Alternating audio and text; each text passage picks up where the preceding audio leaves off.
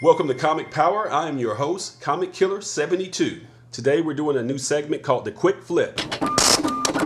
In comic book investing terminology, the quick flip normally means you have something for a very short period of time that you sell for a profit and had no intention of holding it for the long term.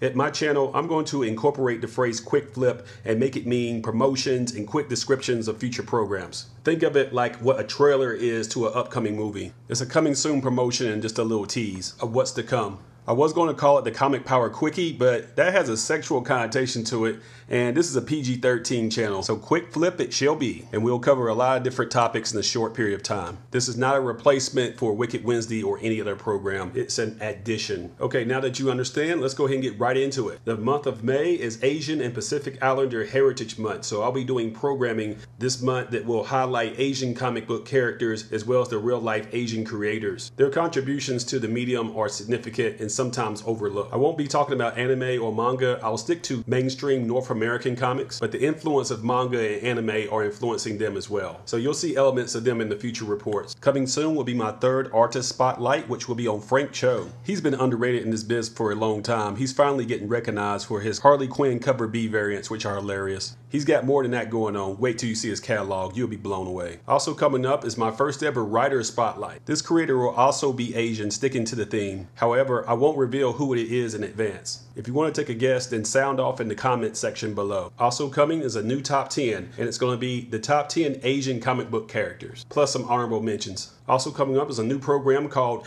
Get Your Popcorn Ready. That will be the name of my comic book movie reviews. In the history of this program, I've only done one, and that was on the Suicide Squad last year. And I definitely will be doing more of them in 2017, including a non-spoiler review on the Guardians of the Galaxy Part 2. I'll try to get that up no later than May the 12th. I give the film 4.5 out of 5 stars, by the way. And if you're wondering, get your popcorn ready is a phrase I borrowed from Terrell Owens, the former NFL player. When he signed a contract to play with the Dallas Cowboys, they asked him what he's going to do, and he said, get your popcorn ready because I'm going to put on a show. And I thought the name was fitting for the movies because that's what you're eating when you're watching them anyway.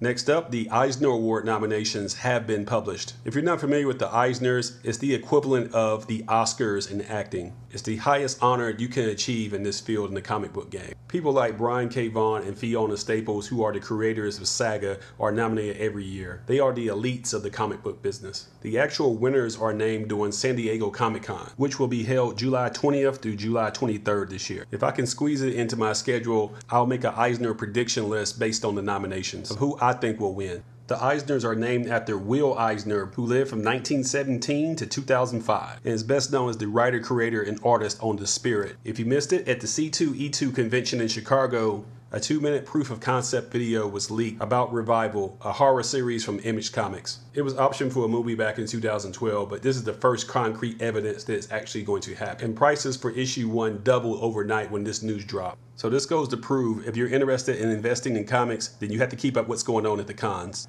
When news drops, you need to know what to pick up and what key issues to get. And with this new segment, Quick Flip, I'll be helping you do that. Marvel Entertainment released this first look at the Inhumans and what they'll look like on television in this Entertainment Weekly photo. I'm with the majority opinion on this, that this looks awful. If this is the best Marvel can do, they should just shelve this project. They look like relatives of the Addams family. I wish I could take credit for that line. It was someone on social media that I can't remember saying it. I know it's just the first look, but man, that does not look good at all. Tell me, what do you think about it in the comment section? Marvel also gave us the first look at the Runaways, and thank God this actually looks pretty good. They're supposed to be normal looking teenage kids in a real world environment. It doesn't have to be imperial like the Inhumans is trying to do and failing at it. If you're not familiar with the Runaways, here's a quick explanation. It's a story of some teens whose parents meet once a year for a charity event. The kids decide to spy on the parents, and they find out their parents actually are supervillains in an evil organization called the Pride. The kids decide to band together to defeat their parents once they find out that they inherited their parents' powers. The television show will be a Hulu original, and it begins in 2018. These characters first appeared in The Runaways #1 in 2003, and it was written and created by Brian K. Vaughan. Of course, he writes everything. So before Saga and before Why the Last Man, this was his breakout project. 9.8 CGCs of this are already going for about $350 because it's so rare. The print run is just under 26,000 copies. I can't wait to see this. It's going to be pretty awesome. If you already haven't done so, be sure to subscribe to this channel and give it a thumbs up and share these videos on social media so others can learn about the channel. This is Comic Killer 72 for Comic Power saying bye-bye.